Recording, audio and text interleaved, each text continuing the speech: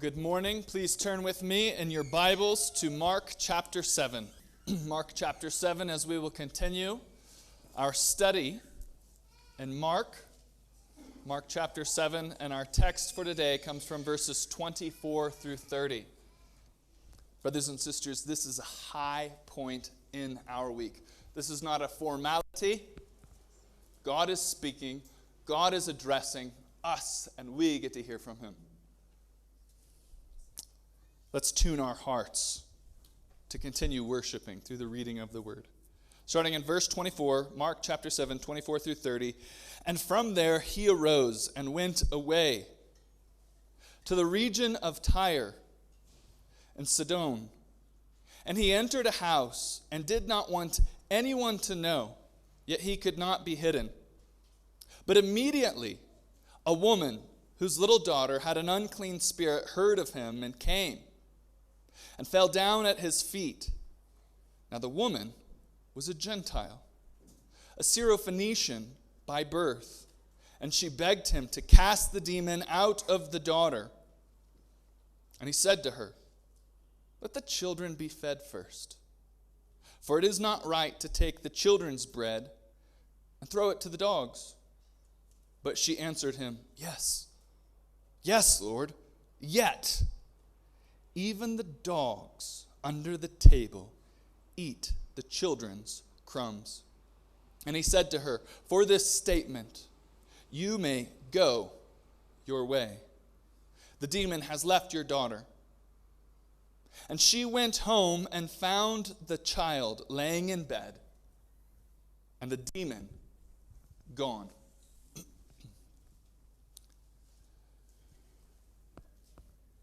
As the darkness of night descended, Jacob's fear was palpable.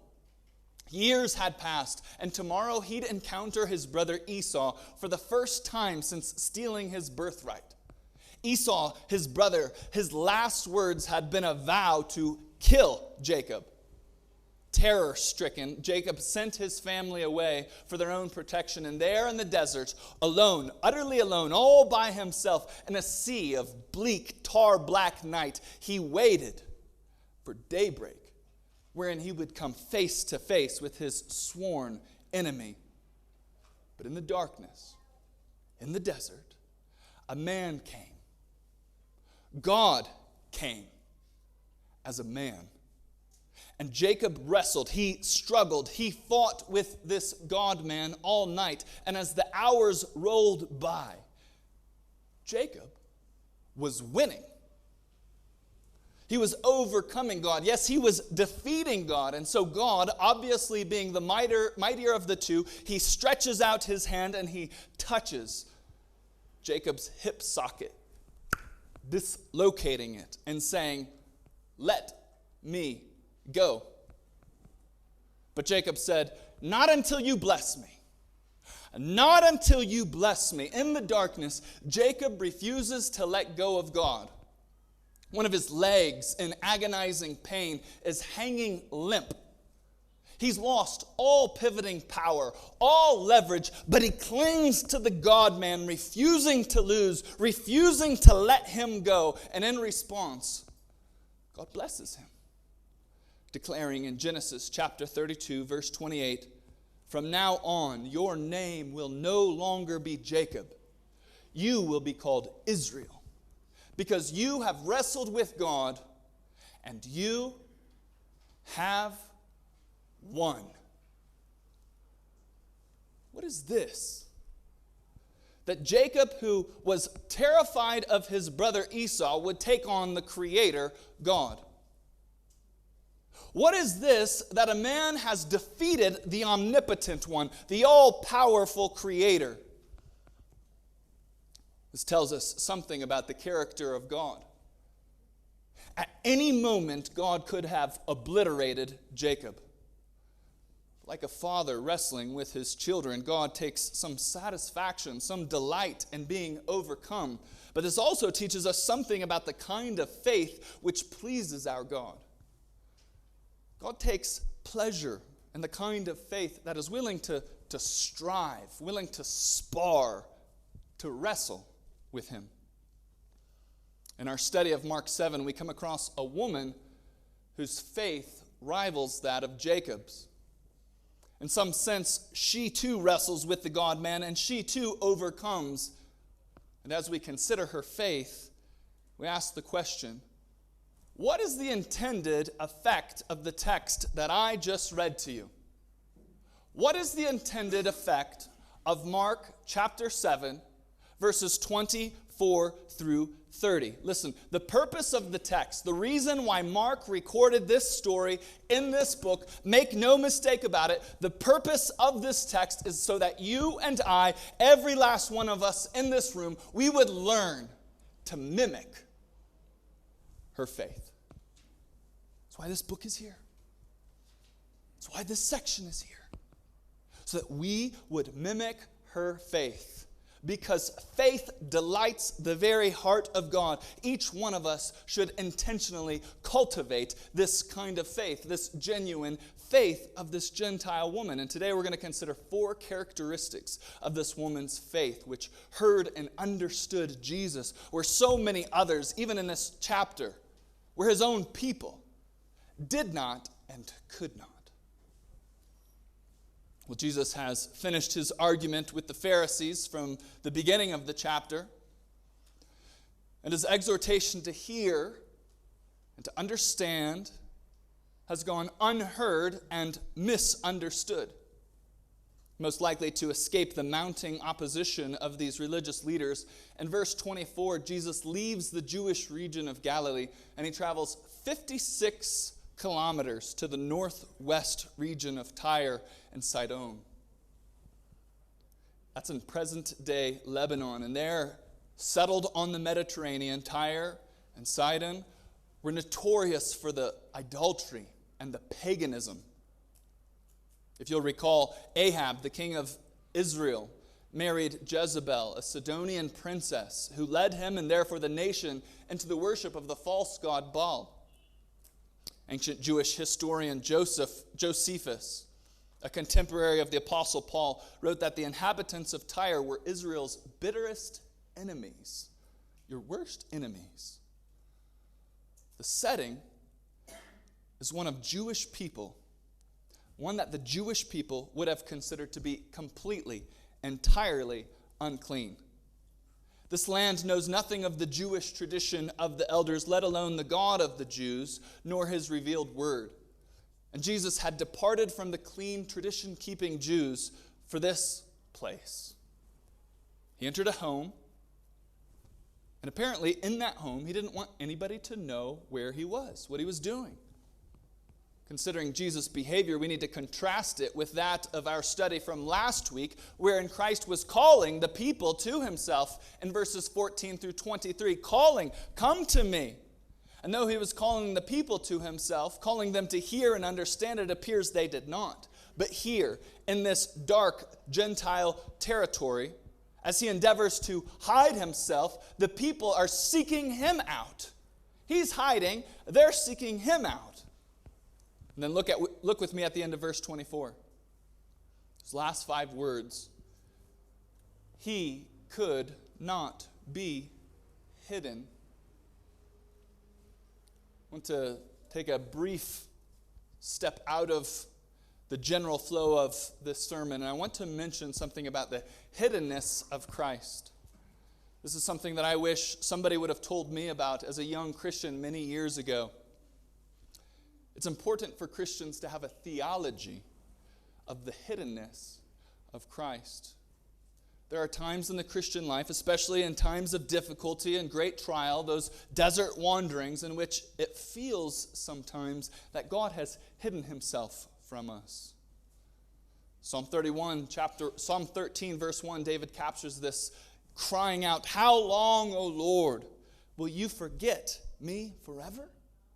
How long will you hide your face from me?" Psalm 88, the bleakest of all the Psalms, with no ray of light, no preaching of grace, no hope, reads, "O Lord, how do you cast my soul away? Why do you hide your face from me?" And this carries over into the New Testament. In Luke 24, the resurrected Christ walks with two of his disciples on the road to Emmaus while hiding his identity. This is the darkest hour of their life. They've devoted their lives to this Messiah, this hope of Israel, and he is dead. On their long walk, Jesus, not knowing he is Jesus, is preaching the Old Testament. He's preaching himself from the Old Testament while hiding himself from them. They're right next to Jesus, and he's hiding himself from them. Why? Why does God do that?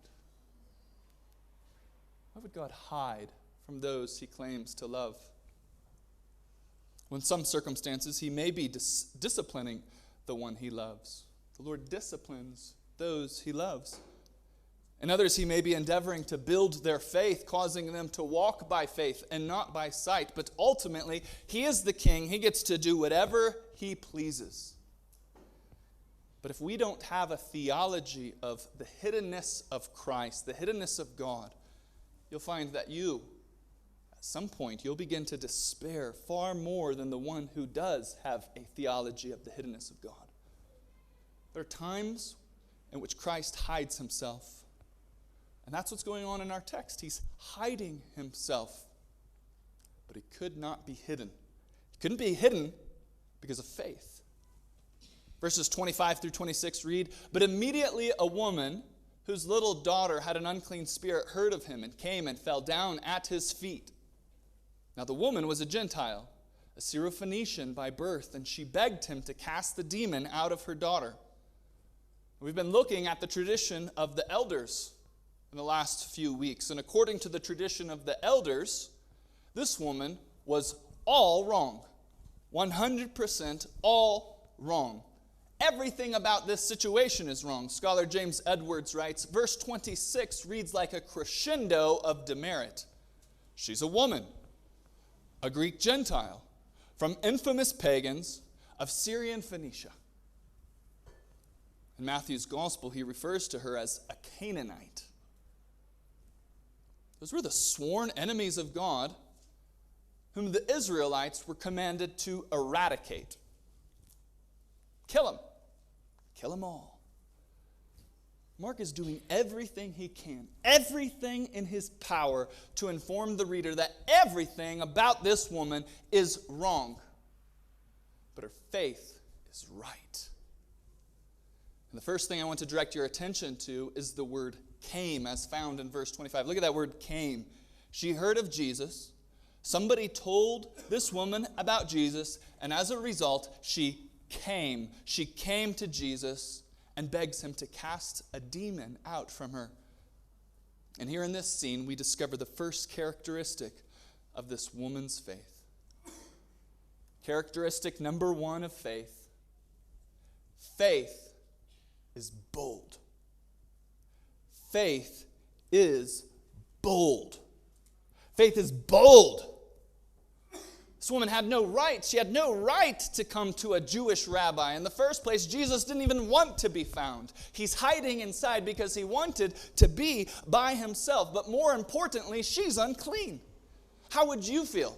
Seriously, how would you feel if some dirty woman barged into your hotel room while you're taking a vacation on the Mediterranean?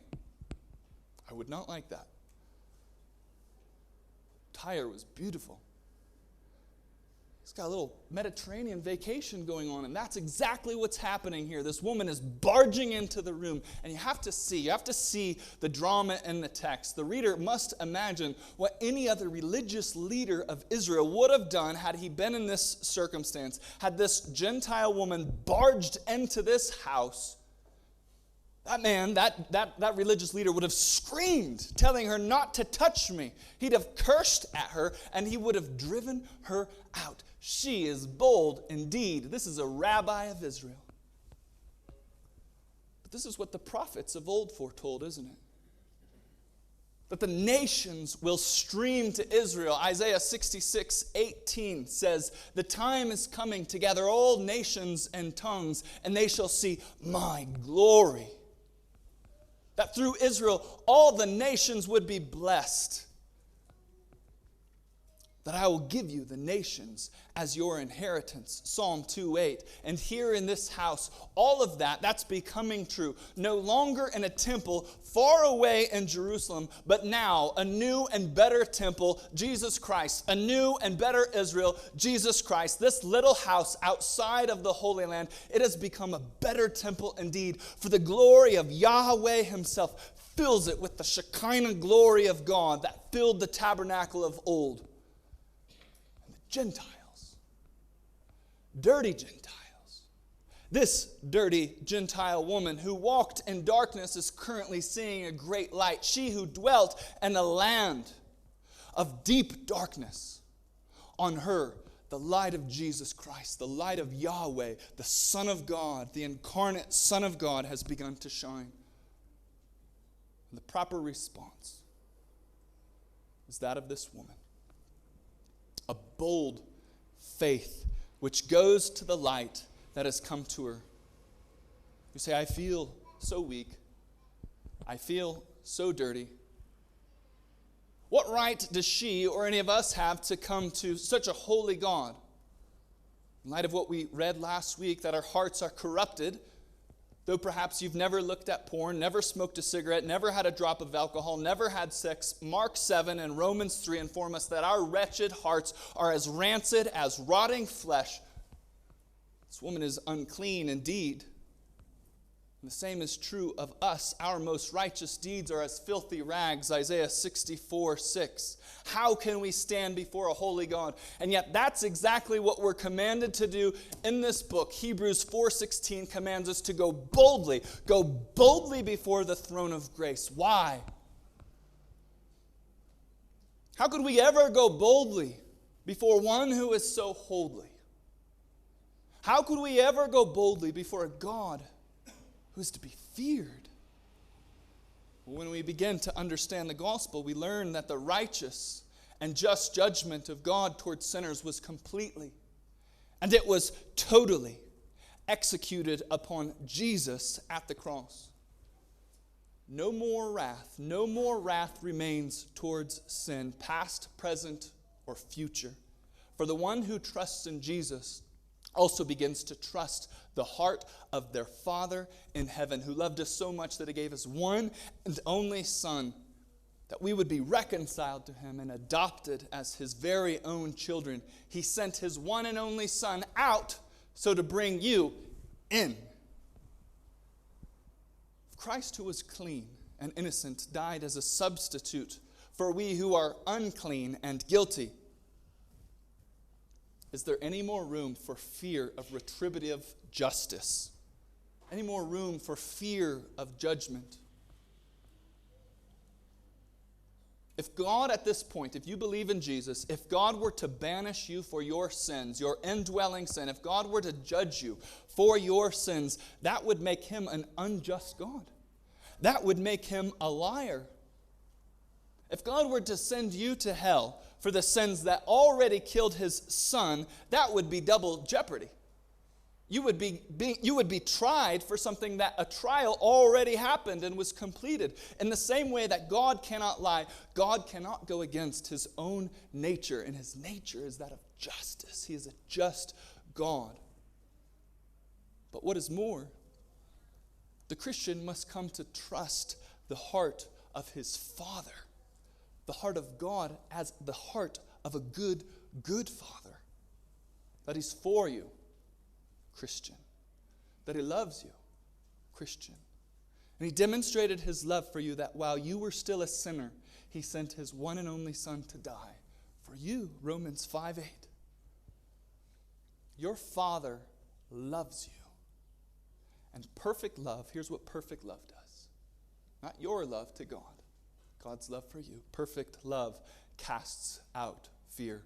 1 John 4:18. This is why we may go boldly before the throne of our Father. And we do that by going to his Son, no matter what you've done, for you are the adopted child of God. That throne is no longer a throne of judgment for you, but a throne of grace, a dispensary of mercy. No matter your need, no matter what you're struggling with, no matter what you're afraid of in life, no matter your feelings nor your subjective thoughts, you remember that God has imputed to you the righteousness of his holy Son, Jesus Christ, and that righteousness makes us as bold as lions. Proverbs 28:1. Go boldly, brother, go boldly, sister, before the throne of grace. And if you've never trusted in Jesus, I command you right now in the name of Jesus Christ to trust in Jesus, and you will be saved. For those of you who have feelings which seem so strong, feelings of depression, feelings of discouragement, what should you do when Christ hides himself from you? Should you just follow your feelings into that pit of despair and drown? No. You boldly seek him by faith despite your feelings. You never quit. You don't quit. You don't stop. You don't think in your heart, God has rejected me. You respond like this Greek woman. She had no right to approach Jesus. And when you say to yourself, I have no right, friend, that is fallen reasoning. That is the reasoning of Satan. But faith has its own reasoning too. Faith is logic. It is logic on fire. It makes processes going. It makes connections in the mind. Faith says that the prayer of a righteous person is powerful and effective. But then your conscience says, am I really righteous? Then you talk back to yourself. You don't listen to yourself. You talk back to yourself and you remind yourself of God's word, God's promise. Those who go boldly, those who have faith are righteous. I am righteous. I have faith. And now I have the right. I have the right to go boldly before the throne of grace, and I have a right to wrestle with God there. Your conscience says, but I'm unholy, and he is holy, holy, holy. Faith says, I too am holy, based upon the completed works of Jesus. And I am united to Christ. To remix the poet Dylan Thomas, do not go gentle into that good night, go boldly. Upon entering the house and coming to Jesus, the final words in verse 25 inform us, this unclean woman fell down at his feet. This brings us to the second characteristic of faith, of her faith. Faith characteristic number 2. Faith is humble. Faith is humble. Here's this woman boldly barging in, boldly coming to Jesus. But what was her posture? What was her posture? Though she's bold, where is she? She's at his feet. She's on her knees. We come boldly because we are his children, but we come on our knees because he is our king. This is humility. This is worship. This is contrition. This is desperation. I recognize something about you, and I recognize something about me. And there's a desperation that's informing her humility. Humility recognizes something of the hopelessness of the reality of self, that catalog of sin which is in my heart, the depravity of my own nature, what I am capable of, what sin I could fall into if grace does not uphold me. And humility recognizes something of the hopelessness of the reality of every situation under the sun, every circumstance of life. Not only are you fallen, but everyone around you is fallen as well. Why do bad things happen to good people? To the humble heart, friend, that's an utterly nonsensical question. It is nonsensical to the uttermost. Rightly recognizing reality, instead, we ask, how does anything good happen? In such a depraved and fallen world, we, you, what we need is alien grace foreign grace, grace outside of ourselves, if anything is to work, if anybody ever tells you, look within, just run away and never go back. You're not going to find it within. You're going to find it without. It is a foreign grace, grace that comes from outside, and therein is the desperation, the reality of our own spiritual poverty. But then humility also recognizes the greatness of God, the greatness of Jesus. It recognizes what Mark is trying to teach us, that Jesus is the Son of God. Jesus is the Son of God. Jesus is God. Jesus is King. Jesus is Creator. Jesus is God. And He, only He, has the words of eternal life. And there we fall on our knees, asking Him for the grace that only He can give. Faith is bold as a lion, but faith is humble. We go boldly before the throne of grace because we are His children.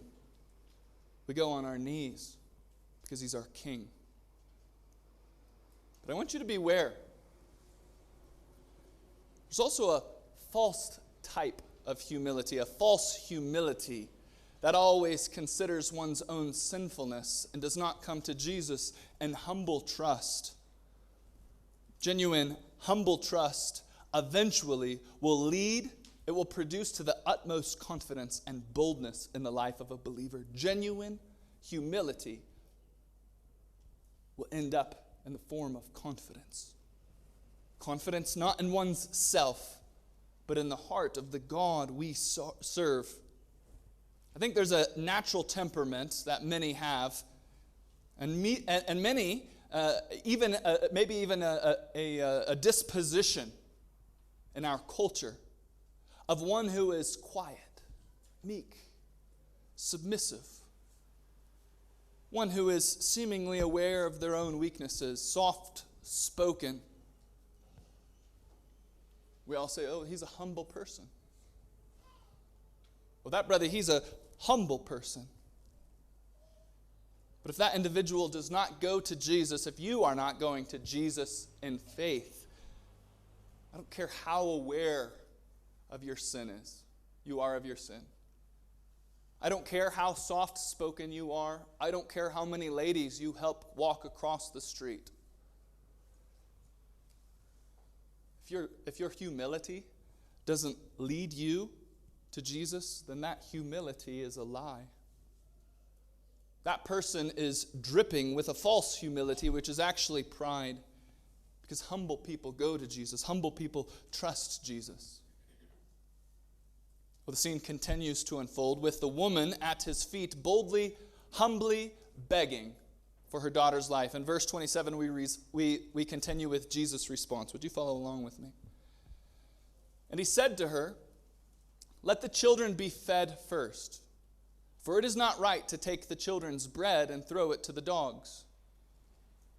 Now, I hope you don't read those lines with all the affections of dogs that you carry in your heart. I've traveled extensively, 38. Maybe I'll meet one of you who disagrees with me today. But in all of my travels, regardless of culture, the one thing I've never met is a woman who likes being called a dog. Maybe your experience is different. I'd love to hear about it. We can say that indeed this is one of the most offensive statements of Christ. And in truth, Jesus is always offensive before he's Savior. He's always offensive before he's Savior. Because Jesus comes to save sinners. There's a reality that only those who come to feel something of their own sinfulness truly come to Jesus from the heart as a Savior. As a preacher of the gospel, part of my responsibility is not to tell you the good news at all times, but I must preach to you firstly the bad news. That bad news is offensive. If you can sit in this church week after week, and you're living a life of secret sin, and you feel nothing, I have not done my job. If you can sit here week after week and not be affected by the preaching of sin, either something's terribly wrong with you, or something's terribly wrong with me. And my preaching is deficient of the preaching of the bad news of sin. This bad news is offensive. Now, it's not entirely clear what Christ's motives were with this offensive language in this moment, but it does appear that he was being provocative so as to draw out, to test, to put on display the persistence of this woman's faith. Indeed, it appears that Jesus is entering into something of a wrestling match of the wits with this woman, just as he did with Jacob thousands of years before. In the first debate at the beginning of this chapter, he publicly crushed and humiliated his Pharisee opponents. Not so here. Here, like a father being defeated while wrestling with his children before bedtime, it appears Jesus is delightfully setting himself up to be defeated.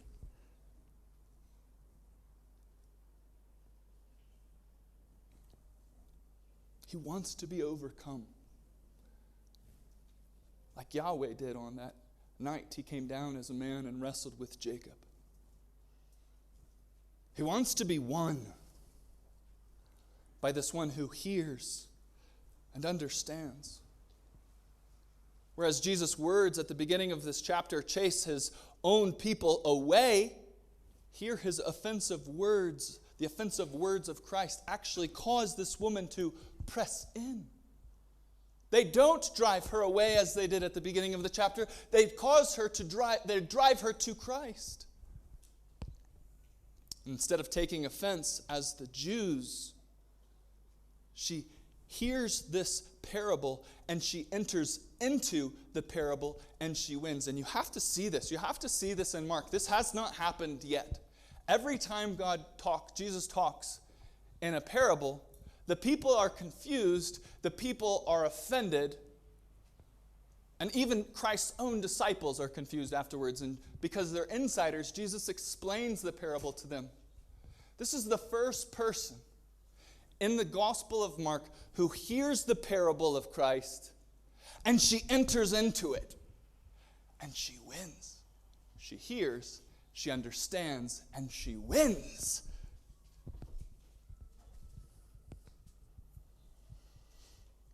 Hers is a persistent faith. This brings us to the third characteristic of her faith. Characteristic number 3. Faith is persistent. Faith is persistent. Faith doesn't give up. It never gives up. Faith perseveres. The woman pushes back within the parable. She pushes back. She wrestles back. Look at verse 28 with me. But, see that word but? She answered him, "Yes, Lord." She's now in the parable. "Yet even the dogs," that word yet, that's the pushback, that's the persistence. "Yet even the dogs under the table eat the children's crumbs." Yes, I am what you say I am. I acknowledge that. I am a sinner. I am a Gentile. I am a dog. Yes, yes, yes, Lord. And yes, children eat first. The dogs eat what falls to them. You came for the Jew first, and then you came for the Gentile. But you did come. You did come. And you came to me. And a father does feed the house dog. A dog like me. You came for me. A sinner. This woman enters the debate and wins with her persistent faith. This is Jacob wrestling in the desert with God. "I will not let you go until you bless me. I will not leave this house until you heal my daughter in prayer. I will not go I'm going to stay here all night at your feet. I will not go until you bless me. Wonder how many of us know anything of this kind of wrestling with God. One of the most humble things we can do is pray. And one of the ways we practice persistence the most in faith is in prayer. I wonder how many of us know anything of this kind of wrestling with God and persistent prayer. I fear that many of us, thinking we have correct biblical theology, what we really have is reactionary theology. We've had a bad experience in the name it and claim it churches. We've had a bad experience with this false prosperity theology. We've become so sickened by it. If we are on a road, we realize we're going into the gutter, the ditch. And we say, oh no, I'm about to crash. And we start steering the other way. And we've overcorrected. We've negatively reacted. And we've crashed the car on the other ditch, on the other side of the road, and we don't even know it. You've overreacted to a bad theology. I wonder how many of us are like that, and we simply pray these kinds of prayers. We don't really pray for anything. We live our whole lives with this resolve. Your will be done. And we experience nothing happening in our lives. We're not experiencing God. But let me ask you this. I really want to ask you this test question. Had this woman responded to Jesus' parable with, your will be done, I'm a dog, and had she turned around and left this house, do you think that this text would still have been given to us in Mark? Oh yeah, you're right. Your will be. I'm reformed. Your will be done. It's okay. No. She's here as an example of faith for you and for me, and hers was a persistent faith, a faith that wrestled with the God-man and overcame because he likes it. He likes that kind of faith. We in the Reformed community, we can give up in prayer too easily. A night of sorrow, a night of unanswered prayer can cause us to say, it wasn't the Lord's will. Well, maybe that's the case. Maybe you're right.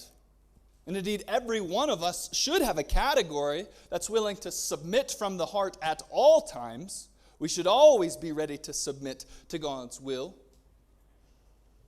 But in our persistence, we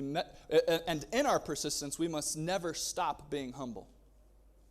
The humility never leaves. He is God, I am not. He is creator, I am created. He's Savior, I'm sinner. We never leave God's knees, we never leave our knees at the feet of Christ. That is, your will be done. You're the boss. I'm the slave. You'd never stop with that. But it could be that you're not experiencing answers to your prayer because you're lacking something. You're lacking persistent faith. You're lacking persistence in your relationship with Christ. You're unwilling. You don't have a theology of wrestling with God. You're unwilling to wrestle with God in prayer because you don't think He'll wrestle with you. He will wrestle with you. He'll break your hip, but He'll wrestle with you.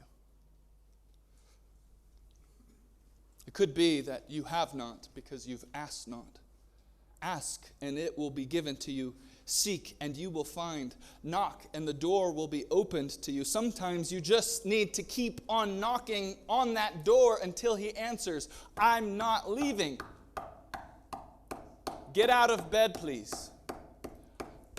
I know you're in bed with your children. I know they're sleeping. I know it's going to disrupt your house. But I'm not knocking. My knuckles are bleeding. My knees are aching. I will not stop. I will not let you go until you bless me. Come. Please come. Have mercy on me, a sinner, until he opens that door to you. Keep knocking. We as the church must learn to be persistent in prayer. That's one of the most humble things that we can do, as I've already said. Persistently pray. Persistently pray for your lost family. Persistently pray for your lost friends. Persistently pray for your city. Persistently pray for the depressed in our church. Persistently pray for your pastor. For the love of God, pray for me. If you don't know your own poverty, know mine. And pray for me. Persistently pray for me. That's my greatest need. Now, you may never see the answers to your prayers with your own eyes. But friend, we do not walk by sight, we walk by faith. And there's not one prayer, listen to me carefully, there's not one prayer that you pray to God that will fall flat. When you arrive in glory, when you arrive in heaven, only to learn that your prayers hit the ceiling, that's not going to happen. They fell flat back to earth. They never made it up to him. Instead, upon arriving in heaven, for 1 second, one moment, upon arriving in heaven, if our fallen, redeemed bodies, our perfected bodies, are able to and capable of regrets, 1 second in eternity, you'll say, oh, that I would have prayed more. Oh, that I would have spent more time in his presence. Oh, that I would have pressed up and in more. Oh, that I would have prayed more. You're going to realize that Christ has been building his kingdom for thousands of years through the intercessory prayer of the redeemed, his children. If you're able to have regrets, you'll wish that you would have prayed, that you would have done what Christ commanded. You would have done everything in your ability by the grace of God to pray without ceasing, to persist like this woman, to wrestle like Jacob. How many more souls might have been saved through my prayers, even in the future? How many more churches might have been planted? How many lives restored? How many people healed? So we must pray. We must pray for the glory of God, for his kingdom to come in the lives of this church, and the lives of your families, and the lives of your friends, and the lives of this nation, this precious nation. The future of the world is in this nation. Pray for this nation that we love. Pray for the government. Pray that his kingdom would come and his will would be done in Ethiopia as it is in heaven. Give us Ethiopia. That was the prayer of John Knox. Give me Scotland. Give us Ethiopia, oh God. She's hurting. She's sick. She's dying. Give me Ethiopia for Jesus. That is the persistent prayer we must learn to pray. Well, concluding our text, verses 29 and 30 read. Would you follow along one last time? And he said to her, for this statement you may go your way. The demon has left your daughter. She went home and found the child lying in bed and the demon gone. Jesus, so clearly happy with the faith of this woman, grants her the desire of her heart, and he delivers her daughter from the demon, treating her not like a dog, like a child, his own child. And this brings us to the final characteristic of this dirty woman's faith.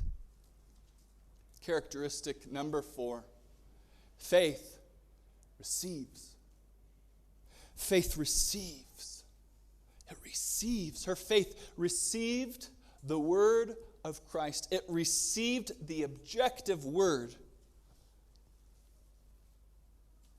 What Christ spoke over her, this daughter received as true, as gospel. There's no feeling in the text. Do you see that? There's nothing experiential. Not at this point. The experiential element has all come and it has gone. And now Jesus is speaking this objective word that couldn't be experienced till she went home in faith. It was simply Christ speaking words and then telling her, go. Grant it. I give you what you asked for. Go. And she went, receiving the word spoken over her, and she lived her life based upon that objectively spoken word. Christian, you may go out into the world believing the objective words that Christ has spoken over you. To all those who receive me, to all those who believe in my name, I give the right to become children of God. She didn't feel that that child was healed. She didn't feel that truth. She just knew it. She believed it. And she lived her life based upon that objective truth. In faith, children of God, go and wrestle with the God of Jacob. In faith, go and wrestle your Father.